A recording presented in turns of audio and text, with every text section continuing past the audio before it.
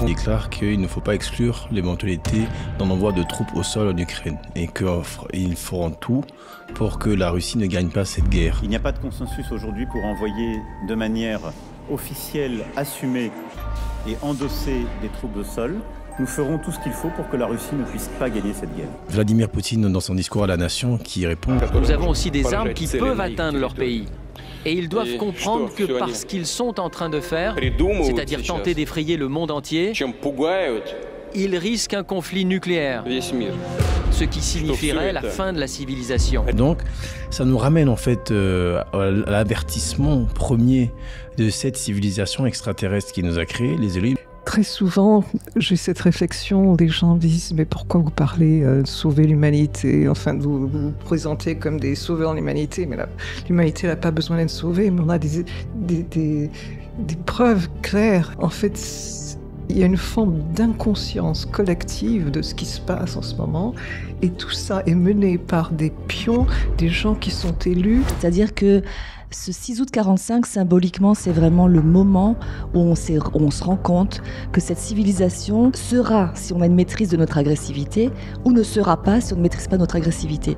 Donc c'est pour ça d'ailleurs que Maitreya a été envoyé, que Raël a été envoyé, juste, ou en tout cas créé de manière à arriver après cette échéance du 6 août 45. Tu parlais de cette date du 6 août 45, la bombe nucléaire d'Hiroshima, et c'est vrai que la civilisation des Elohim, 25 000 ans d'avance, hein. Et dans ce qui a été dit à Raël, les Elohim nous enseignent qu'il y a une règle dans l'univers qui fait que toute civilisation qui sort de son système solaire est obligatoirement pacifique, car elle est sortie de son processus de destruction en fait. On est à cette époque.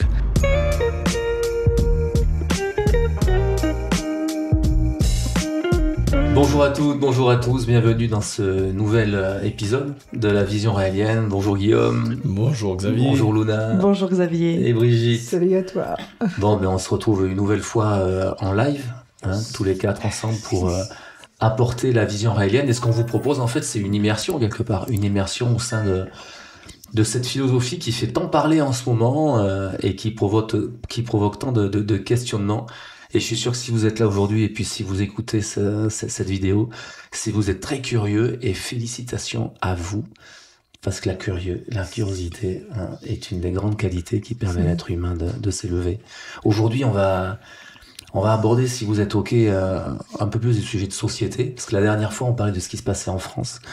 On est le combien aujourd'hui? On est le 1er mars. Le 1er mars. Et on parlait de cette loi qui est passée là avant-hier, de cette loi contre les dérives sectaires. C'est complètement dingue. Hein. On rappelait aux Français et aux Françaises, bienvenue au club, parce qu'aujourd'hui, si vous refusez un traitement médical, vous êtes considéré comme ayant un comportement sectaire. Si vous allez faire un peu de yoga ou du développement personnel ou du coaching, donc ça concerne des millions de personnes. Et Brigitte, je me souviens, dans le dernier épisode qu'on a fait, tu as me donné la réflexion, mais jusqu'où ça va aller? Et on se rend compte que les systèmes qui nous régissent sont à bout, en fait, quoi. On est régi par des systèmes, les systèmes qui régissent nos sociétés, quoi, sont à bout, que ce soit les systèmes politiques, les systèmes financiers, on arrive au bout d'un système. Et puis, pour beaucoup de personnes sur Terre, c'est pas évident d'envisager un futur meilleur, parce que jusqu'où tout ça va aller. Puis des fois même ça peut faire un peu flipper parce qu'on a vécu une semaine particulière. On enregistre cette émission quelques jours après les déclarations de Macron qui annonçait l'éventualité d'envoyer des troupes au sol en Ukraine. On a vu la réaction que ça a fait dans le monde entier, y compris celle de Poutine, hein, Guillaume. Oui, alors oui, mais Emmanuel Macron, c'est le lundi, je crois que c'était le 26, hein. Ouais. Février, qui déclare qu'il ne faut pas exclure l'éventualité d'un envoi de troupes au sol en Ukraine et qu'ils feront tout pour que la Russie ne gagne pas cette guerre. Donc c'était à Paris, donc il y avait un rassemblement de plusieurs chefs d'État politiques. Et malheureusement pour lui, le lendemain, donc il y a eu une levée de boucliers où Olaf Scholz, chancelier allemand, et puis d'autres personnes, Madrid, en fait les autres capitales. Les États-Unis même. Les États-Unis, voilà, se sont levés en disant mais non, jamais on a dit ça, il est hors de question. Donc il s'est retrouvé tout seul là, lâché. Et puis bien sûr tous les partis de l'opposition français se sont levés en disant mais quelle ineptie quoi. On peut pas faire plus gros et puis à côté de la plaque que ça. Et puis, juste quelques jours plus tard, donc c'était jeudi 29 février, Vladimir Poutine, dans son discours à la nation, qui répond et qui dit « Il n'y a pas de souci, nous avons les armes pour atteindre n'importe quelle cible. Nous souhaitons. En revanche, il faut s'attendre à un conflit nucléaire, c'est-à-dire à la fin de la civilisation. » Donc là, ça va loin, parce qu'il y a quelqu'un qui est là, ouais, je vais te faire la guerre, tu vas voir, avec mes copains, on va venir te taper. Puis il y a quelqu'un qui met le truc beaucoup plus haut en disant, mais est-ce que vous êtes conscient que si on rentre en réel conflit, c'est fini? Parce qu'aujourd'hui, on a tous l'arme nucléaire. Et comme disait, je crois que c'est Albert Einstein qui disait, la 4e guerre mondiale se fera avec des bâtons et des cailloux. Il restera plus rien du coup, après la 3e. Et donc l'image elle est puissante. Ça suppose qu'il y a des gens qui restent. Ce qui n'est pas gagné. Il y a quelques survivants, c'est pas gagné. Il y a plus de 15 000 têtes d'armes nucléaires aujourd'hui. C'est énorme sur la terre. Il y en aurait 2000, enfin 1000, même 100, même une. Mais là, on a de quoi se vitrifier des milliers de fois, puis tout va bien. On continue comme ça, on continue à en fabriquer, on continue à faire la guerre. Après, il y a des conventions qui fait qu'on ne peut envoyer, appuyer sur le bouton qu'en réaction à l'envoi réaction à une attaque nucléaire. Donc c'est un petit peu un garde-fou qui fait que tant que quelqu'un l'envoie pas, tu peux pas l'envoyer. Donc avec ça, en principe, personne n'envoie. Mais il y a des États qui ont dit qu'on pourrait déroger à cette règle. C'est-à-dire qu'il pourrait y avoir quelqu'un qui envoie le premier arme nucléaire. Poutine a parlé beaucoup de son missile Satan 2, etc. Donc il est capable de raser un pays, un petit pays comme la France, ou avec quelques missiles les États-Unis. Donc ça va loin. Et donc si l'un envoie, si les Français envoient, les Russes vont répondre, les Américains vont soutenir peut-être, les Chinois vont soutenir, et ainsi de suite. Et puis c'est fini. Voilà, il n'y a plus rien, il n'y a plus personne. Donc, ça nous ramène en fait à l'avertissement premier de cette civilisation extraterrestre qui nous a créé, les Elohim. Donc, rappelons que le mouvement raélien affirme, et c'est quelque chose qu'on le comprend de plus en plus au vu de des réalités aujourd'hui, que la civilisation terrienne a été créée par d'autres êtres humains venus de notre planète qui a très longtemps, qu'il n'y a pas de Dieu, pas d'évolution, et que ces êtres-là ont contacté Maître Yaraël en décembre 73 pour lui donner cette information, démystifier nos origines, mais nous donner aussi des clés du bonheur pour vivre en harmonie avec notre monde, et nous proposer en fait des solutions pour un avenir meilleur en nous disant voilà à quoi vous vous exposez si vous continuez comme vous avez commencé. En 1945, la première bombe atomique explose à Hiroshima et Nagasaki, et donc ils comprennent que là on va trop loin et que si on continue, il n'y aura plus rien. Et aujourd'hui, on est en plein dans ce qu'ils expliquent qu'ils ont compris en 1945 quand ils ont décidé d'envoyer Maître Yaraël. Donc en 73, ils commencent. On est en pleine guerre froide, les choses se tassent un petit peu, il y en a des sursauts d'intelligence qui font qu'on essaye d'améliorer les choses, mais là ça repart. Et donc comme tu dis, on est arrivé à la fin d'un système, et comme disait Brigitte, jusqu'où ira-t-on? Jusqu'où ira-t-on parce que tout système porte en lui-même le germe de sa fin. Sauf qu'à un moment donné, il faut en être conscient, et donc il faut se remettre en question et ouvrir vers une autre direction. Et ce qu'on essaie de ne pas faire aujourd'hui, parce que le capitalisme est devenu tellement important, l'avidité, le pouvoir d'une minorité au détriment d'une majorité est devenu tellement entretenu par cette minorité qui détient le pouvoir, qu'en fait, ils ne veulent pas lâcher, ils ne veulent pas changer. Et du coup, tout le monde paye les pots cassés, et puis eux-mêmes risquent de finir par en payer les pots cassés. Donc c'est un vrai sujet de société, c'est une vraie question qu'a posée Brigitte. Et voilà quoi, donc c'est pour ça qu'on en parle aujourd'hui, parce que quelque part cette semaine c'est un événement sans précédent, peut-être dans l'histoire de l'humanité. C'est la première fois qu'un grand chef d'État annonce le fait que si on entre dans ce conflit, c'est la fin de la civilisation. C'est peut-être que les médias en parlent pas assez de ça, mais c'est quand même historique que là pour la première fois on est devant un fait qui peut amener la destruction de l'humanité en fait. Et ça c'est intéressant parce que, et pourquoi on en parle dans la vision raélienne, parce que c'est le discours qu'on retrouve dans les ouvrages et dans les messages qui ont donné qui a été transmis à Raël. On est dans cette époque charnière de l'histoire de l'humanité où en fait on peut s'autodétruire, l'humanité peut s'autodétruire, ou entrer dans un nouvel âge que certains appellent l'âge d'or. Il y a plusieurs termes pour cela, mais dans une nouvelle humanité grâce à une façon d'appréhender les choses et d'organiser les choses différentes. Et là, il y a des clés. Il y a des clés dans ce qu'on appelle les messages là-dessus, et des projets politiques, des projets d'organisation de la société. Brigitte?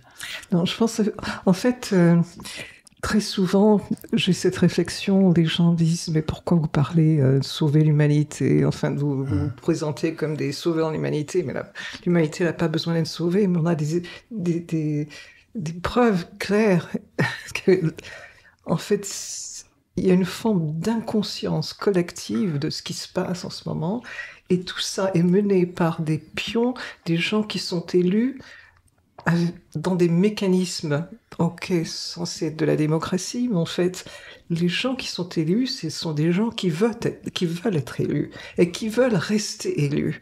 En fait, on est dans un système politique, en fait, où ceux qui sont à la tête ne sont pas forcément ceux qui sont les mieux placés pour diriger, sont ceux qui pensent qu'ils sont les mieux placés et qui ont la plus grande gueule, je puis dire, pour dire « Regardez comme je suis beau, c'est moi qui vais faire, qui vais tout régler ».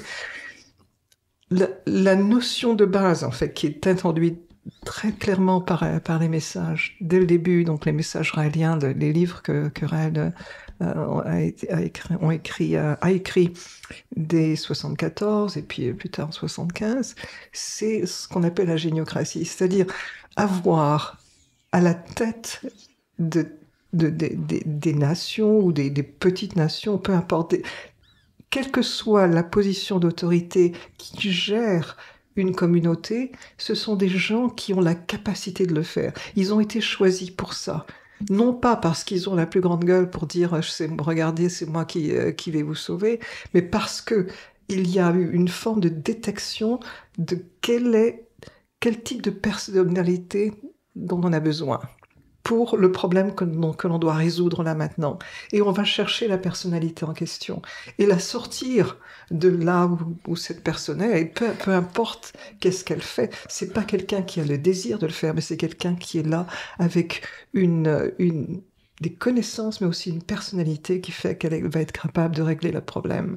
Et ce n'est pas un titre de gloire, donc c'est repenser complètement la gestion de notre société avec un système politique, on appelle la géniocratie, c'est-à-dire que ce sont les personnes en question qui ont la capacité de changer les choses ou sont des génies à leur niveau, quel que soit le domaine qui est nécessaire. Donc c'est pour ça qu'on appelle la géniocratie. Et cette géniocratie devra être décidée de façon démocratique. C'est-à-dire qu'on ne renie pas la démocratie. La démocratie est essentielle, mais il va falloir à un moment donné de se rendre compte que élire des gens qui sont prêts à envoyer des troupes juste pour sauver leur image politique suite à des conflits intérieurs, c'est vieux comme le monde, quoi. Il y a peut-être un moment où il va falloir qu'on se réveille en tant que société pour se rendre compte que peut-être qu'il faudrait qu'on change ça. Et je pense qu'on va avoir l'assistance des computers, enfin de l'intelligence artificielle pour ça. Parce que je pense qu'on est à cette époque charnière où on va être capable de détecter les personnalités nécessaires par rapport à un problème. Et les problèmes locaux sont différents. Ce qui se passe en Afrique, ce qui se passe en Amérique du Sud ou en Europe du Nord, ça n'a rien à voir. Les besoins vont être différents. Et donc les personnalités qui vont être en charge de régler les problèmes locaux, et ensuite aussi les personnalités qui vont être en charge de régler ou d'harmoniser toutes ces nations, quelle que soit leur taille, parce qu'on revendique aussi le besoin de réviser les nations. Quand on voit les conflits actuels, par exemple, en Afrique, qui sont générés par des frontières qui ont été décidées par des Européens. C'est pas même les peuples africains qui ont décidé de leurs propres frontières. Et c'est comme ça qu'on a des peuples antagonistes qui sont enclavés dans une région. Enfin Guillaume pourra en parler bien plus que moi. Mais donc on est dans une situation où on peut comprendre, enfin, je veux dire, au moins avoir une conscience collective qu'il va falloir décider d'un changement radical de système politique. Et le décider de façon démocratique, c'est faisable si c'est bien expliqué, et on va avoir les outils pour déterminer quelles sont les personnalités qui vont être élues. Et c'est pas des personnalités qui vont avoir envie d'être élues, je pense, hein, mais c'est vraiment, on a cette époque-là. Et donc, il faut qu'on décrive ces mécanismes politiques beaucoup plus, hein, qu'on les fasse entendre et qu'on informe le public, parce que cette décision démocratique, elle viendra du public, elle viendra d'un public qui en a ras-le-bol d'avoir ce genre de chef d'État, enfin les chefs d'État dont on est doté de façon internationale en ce moment. Mais quelque part, ce qu'on est en train de vivre, c'est aussi, si on compare l'humanité à un être humain ou n'importe quel corps vivant, ça fait partie sûrement aussi de sa croissance, aussi de son processus de développement, quoi. Donc c'est pour ça, faut pas non plus, on va pas s'en réjouir, mais c'est aussi un processus naturel, l'humanité qui sort de siècles et de siècles, quoi, d'une certaine gestion de la vie en société. Et là, on doit passer à quelque chose de différent. On se rend compte que les systèmes actuels ne fonctionnent pas, quoi. Et qu'il se fait tout et n'importe quoi. Princesse? Oui, ça m'inspire beaucoup de choses. La première chose, c'est qu'effectivement, notre calendrier raélien, par exemple, démarre après Hiroshima. Le 6 août 45. Le 6 août 45. Ouais. C'est-à-dire que ce 6 août 45, symboliquement, c'est vraiment le moment où on se rend compte que cette civilisation sera, si on a une maîtrise de notre agressivité, ou ne sera pas si on ne maîtrise pas notre agressivité. Donc, c'est pour ça, d'ailleurs, que Maitreya a été envoyé, que Raël a été envoyé, juste, en tout cas créé de manière à arriver après cette échéance du 6 août 45. Et c'est vrai que ce symbole de maîtrise de son agressivité fait partie du processus d'un être humain, d'apprendre l'apprentissage de toucher au feu, ça brûle, ok, quand on a un enfant qui grandit, mais il faut lui montrer aussi que si ça va trop loin, il encourt la mort. Mais également comprendre que sur un cycle, si on pense à d'autres planètes qui sont habitées, c'est le même processus. C'est-à-dire que cette maîtrise de l'agressivité est le signe de soit je maîtrise tout mon outil, ma Ferrari ou ma Porsche, soit je la maîtrise, et dans ces cas-là, effectivement, je passe à autre chose, soit je ne la maîtrise pas et je m'autodétruis. Et c'est une forme de système immunitaire finalement universel qui fait que si on est trop agressif, eh bien, l'univers entier ne veut pas de nous. Il y a un moment donné où ça s'arrête.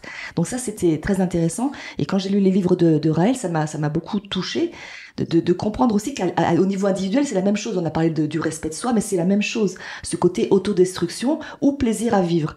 Et là, sur un système politique, on a... Pendant que tu parlais, Brigitte, je pensais effectivement que si nous passions peut-être des scanners cérébraux à beaucoup de nos dirigeants politiques, j'ai bien peur que nous aurions peut-être beaucoup de surprises. C'est-à-dire, d'ailleurs, ça avait été évoqué à un moment donné de faire passer des scanners à des personnes, des personnalités qui nous dirigent, qui sont censées avoir du bon sens, justement, mais qui visiblement ont oublié ce que ça voulait dire, qui sont dans un autre monde, sur une autre problématique, qui est leur problématique personnelle de prise de pouvoir, de reconnaissance. Et de garder le pouvoir. Et surtout de garder le pouvoir. Et effectivement, un système où les gens n'ont pas... Et d'ailleurs, ça me fait penser que Poutine n'a pas demandé à être président des républiques de Russie au départ. On lui a demandé, il a refusé. Une fois ou deux, je crois. Il a refusé. C'était un gars du KGB, il n'avait pas du tout envie de cette c'est pas un privilège, c'est une charge, c'est une responsabilité, il n'avait pas envie de l'endosser, mais il a fini par le faire.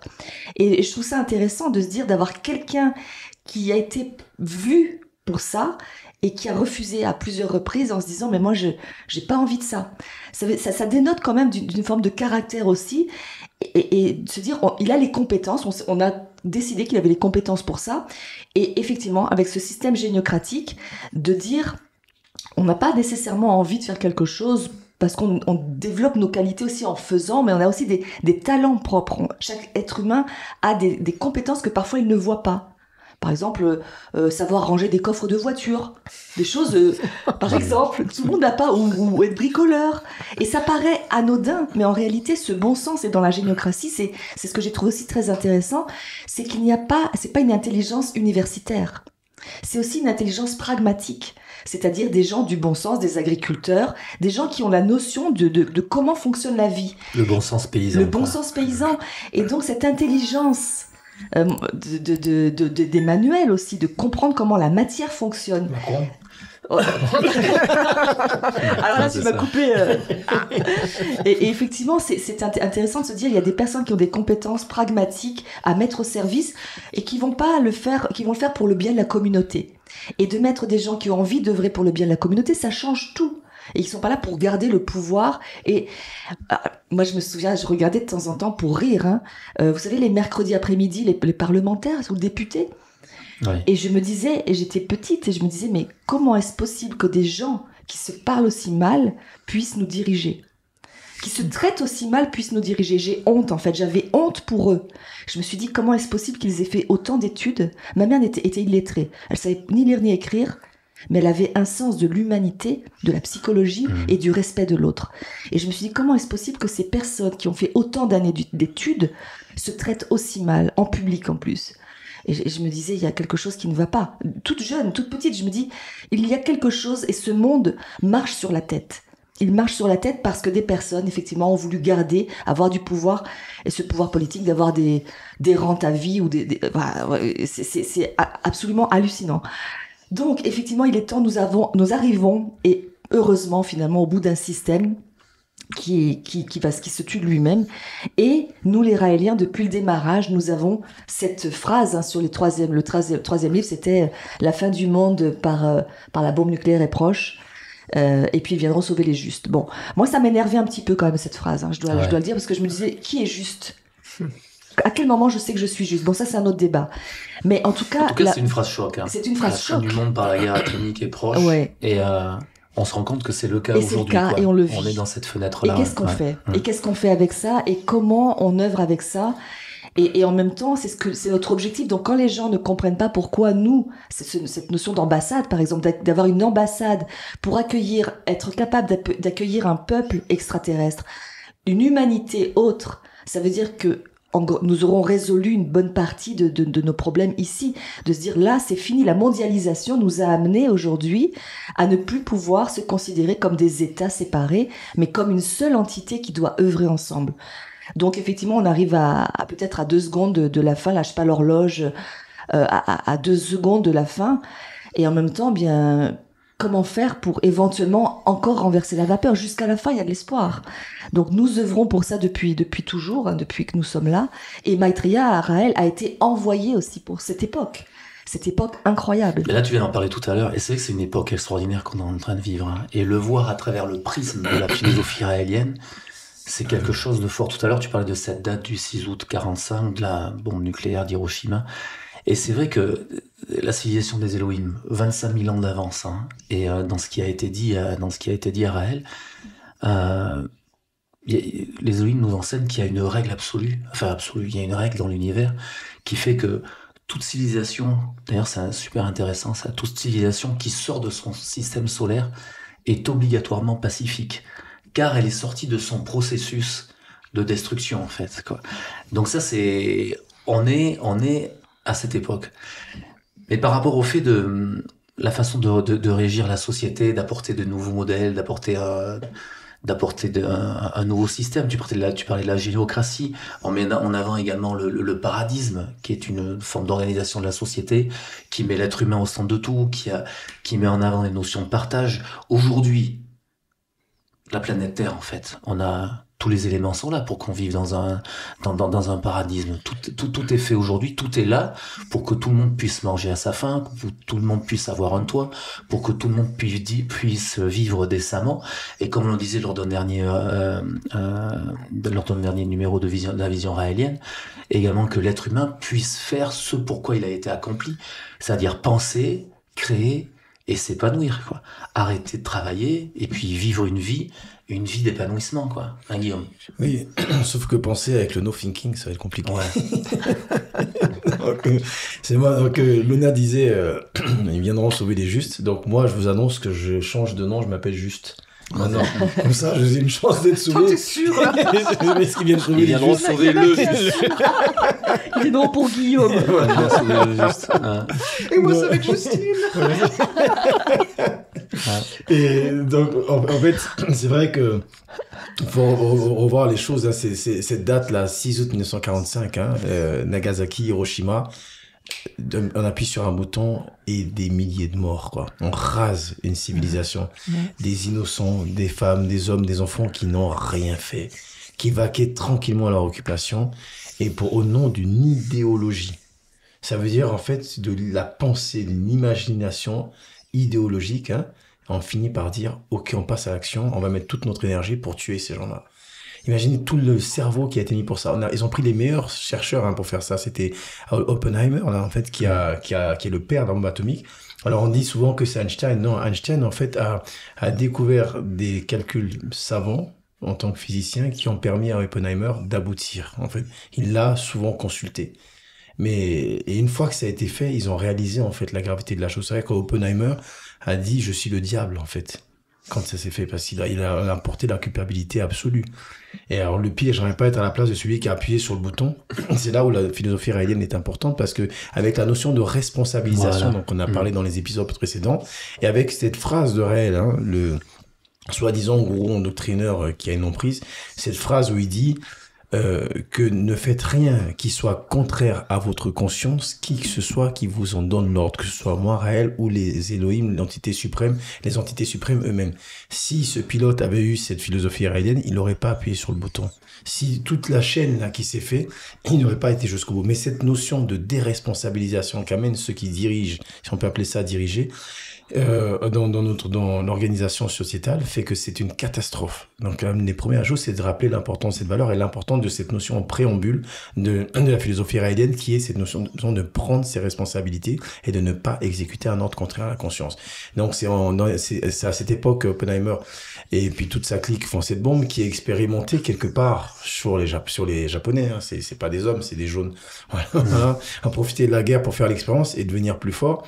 Et puis, en 1947, il y a une réaction des scientifiques, hein, certains scientifiques qui se réunissent, qui disent qu'il faut arrêter tout ça, et puis ils commencent à discuter sur le fait d'arrêter tout ça, à alerter les autorités sur le danger, là, en disant ça va se multiplier, et puis ça va devenir irréversible. Et ils commencent à faire des calculs savants pour essayer de comprendre combien de temps nous reste-t-il jusqu'à la fin de notre civilisation en tenant compte de différents paramètres économiques, sociologiques, politiques. Donc ils ont mis en place, pour que ce soit facilement lisible, une espèce d'horloge conceptuelle. Et ça s'appelle le Doomsday Clock. Ça veut dire que ça commence à minuit, hein, jusqu'à minuit. Et en fonction de tous ces paramètres, à quelle heure de la fin du monde, si la fin du monde est à minuit, sommes-nous? Est-ce que vous savez à quelle heure nous sommes aujourd'hui, en 2024? On n'est pas brillant. On est à 90 secondes. Il nous reste 90 secondes de Doomsday Clock à vivre, quoi. C'est-à-dire qu'on a fait 23h10 de choses pour s'ouvrir les veines. Alors qu'on a tout pour être heureux. On est dans un véritable paradis naturel. La nature est un paradis. Il suffit de savoir s'y intégrer. Et d'ailleurs, c'est pour ça qu'on parle du paradisme. Une société sans argent, il n'y aura pas un radis, comme on dit. Non, je ne la connaissais pas, celle-là. Moi non plus. Voilà. Alors ça, parlons-en, parce que le paradisme, ça porte interrogation. Ça porte interrogation. Alors pourquoi le paradisme? Déjà, la première des choses, ce qu'a dit très justement Brigitte tout à l'heure, on a un gap entre notre niveau de sagesse et notre niveau scientifique. On est toujours en train de considérer les choses en fonction de religions qui datent d'il y a 2000 ans, 1500 ans, 3000 ans. C'est pas possible. C'était pas les mêmes réalités, c'est pas les mêmes problèmes. C'était pas le même environnement social. Et la nature humaine, bien sûr, elle est là, mais elle s'adapte en fait à l'environnement social, à l'évolution technologique qui est issue de lui-même. Et donc, on est basé, la notion, vous savez, de bien et du mal, même quand vous prenez le code pénal, si vous regardez, il y a toujours un lien avec la doctrine religieuse qui a engendré cette civilisation. Ça, c'est important de le savoir. Et du coup, les religions du passé dirigent les réalités d'aujourd'hui. Œil pour œil, dent pour dent, avec une bombe atomique, c'est compliqué. Avec une épée, bon, il y en a deux, avec une bombe atomique, c'est la planète entière. Et donc, en fait, on doit changer tout ça. Et c'est pour ça que le message des extraterrestres arrive maintenant. Pourquoi le message des extraterrestres et tout ça? Parce que si ces êtres-là nous observent depuis longtemps, hein, et nous on dit qu'ils nous ont créés, il y en a d'autres qui ont compris qu'on a la présence extraterrestre au fil de l'histoire, même s'ils sont pas d'accord avec nous.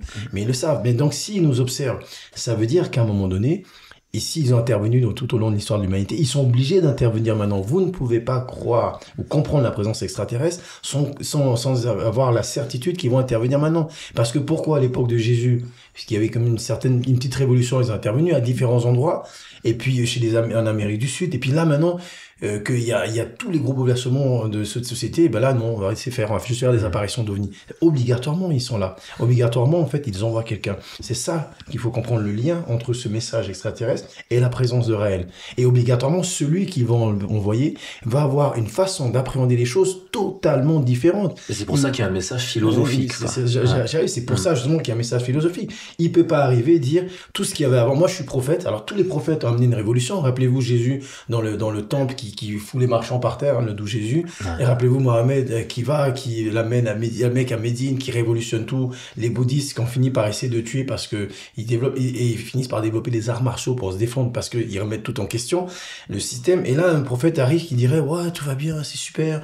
Oh, on est à 90 secondes, pas de souci. Ah, comme c'était il y a 2000 ans, oui, c'est bien. Quand on va continuer avec tous nos tabous, tout ce système, c'est pas possible. Un prophète, il va venir révolutionnaire. Et c'est ce que fait Réel. Et donc, forcément, ça dérange. Alors, les autres, ils ont crucifié, fusillé, etc. Là, ils essaient de le crucifier médiatiquement, mais il est là. Et il est là. Et ce qu'il dit aujourd'hui est répondu beaucoup plus rapidement que les anciens grâce aux technologies. Et dans ce qu'il dit, il y a les clés fondamentales pour qu'on bascule rapidement. Il n'y a pas le temps d'attendre 2000 ans. Là, c'est maintenant. Et c'est pour ça qu'il amène le paradigme. Parce que depuis 50 ans, il explique que le travail va disparaître. Alors, ouais, le travail va disparaître, c'est pas possible. Qu'est-ce qu'on va faire sans travail? Ça n'existera jamais. Il y aura des machines, des robots. C'est bien écrit dans tout ce qui arrive aujourd'hui est expliqué depuis 50 ans, hein, pour ceux qui pensent que il a une imagination débordante. Et on est en plein dedans aujourd'hui avec l'avènement notamment de l'intelligence artificielle. Il explique depuis le début que les emplois vont disparaître et qu'il va falloir trouver un système économique qui mette au centre des préoccupations l'épanouissement de l'individu plutôt que le profit. Parce qu'il y aura plus d'argent, donc faites le profit avec quoi? Et quel va être le dénominateur commun et quel va être l'indice de valeur de l'individu? Ça va être sa capacité à aimer, donc à apporter un plus à la société.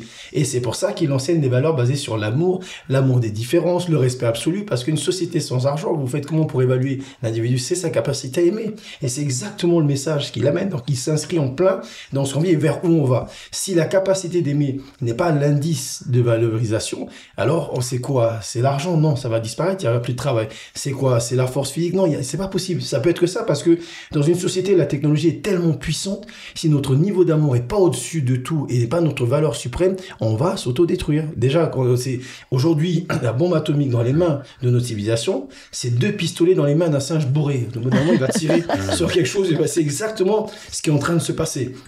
Et là, lui, il amène quelque chose de beaucoup plus élevé que ça, et c'est ça le paradis. Alors, comment ça fonctionne le paradis? Déjà, c'est pas une personne qui décide, qui pourrait être défaillante, parce que l'infaillibilité papale, je suis désolé, ça n'existe chez personne.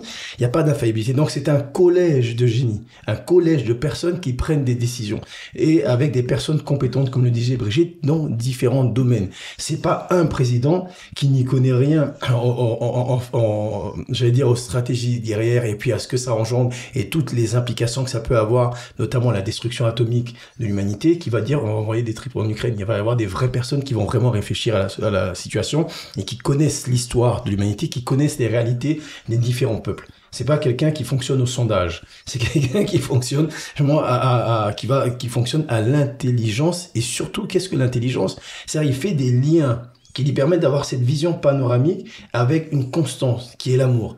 Nous allons être dirigés par des gens dont la base des compétences est la capacité à aimer. Sans cette base de compétences, on ne peut pas aller loin aujourd'hui. Donc ça, d'abord, c'est la première chose. Comment on est dirigé? Par un collège de génie. Ensuite, c'est d'utiliser les technologies pour permettre à l'être humain de se libérer de tout ce qui est avilissant. C'est-à-dire, est-ce que aujourd'hui on est bien content d'avoir la machine à laver et de pas se taper 3 km pour aller laver le linge ou lavoir tous les matins? Donc arrêtons de dire que les technologies sont dangereuses. Au contraire, on en use tous les jours. On est bien content aujourd'hui de se retrouver avec des micros, de parler au monde entier. On est capable d'aller de Paris à New York en quelques heures sans avoir à traverser les marais, mourir soit en pleine mer, la peste, etc. sur le bateau. Donc il y a une évolution technologique qui va changer nos conditions et qui va être encore plus loin. Et le fait que les machines vont être capables de tout faire, même de réfléchir, de faire des découvertes scientifiques pour nous, qu'est-ce qui va nous rester? de nous amuser. Ce dont on parlait dans l'émission précédente sur le plaisir, de nous amuser, d'être vraiment des enfants le petit enfant qui reste à l'intérieur de nous, qui a cette pureté, cette authenticité, cette vérité de l'être qui fait que ce qu'il fait est produit pour le bien-être de lui-même et de l'environnement, et donc une société automatiquement pacifique et qui va perdurer dans la paix. C'est tout ce qu'on demande et c'est tout ce dont on a besoin. C'est ça en gros le paradisme. Ne pas avoir peur des machines, les utiliser à bon escient pour nous libérer des tâches avilissantes, nous permettre du coup de faire ce qu'on veut. On va dire oui, mais les gens s'ils font rien, ils vont s'ennuyer. C'est faux. Vous savez que les chiffres sont clairs. En France par exemple, 82% des jeunes, des gens de la population ont été au moins une fois dans une association pour aider bénévolement, on fait du bénévolat. Donc ça veut dire qu'on ne restera pas à rien faire, parce que l'être humain, il a toujours des rêves, depuis tout petit, on rêve. C'est le système qui nous casse nos rêves en disant tu veux être guitariste, mais non, tu gagneras pas d'argent avec ça. Le capitalisme va plutôt faire de la comptabilité. Malheureusement, aujourd'hui, l'intelligence artificielle est capable de faire la comptabilité mieux que quiconque. Donc oui, tu as envie d'être danseur, mais tu vas pas te tortiller, hein, va faire plutôt va faire plutôt tourneur-fraiseur, ça c'est sûr, il a besoin de faire des machines. Les machines vont se réparer d'elles-mêmes. Et donc on va pouvoir être vraiment des danseurs, des chanteurs, des troubadours, des scientifiques. Il y a des gens qui rêvent de faire des recherches, mais c'est tellement long les études.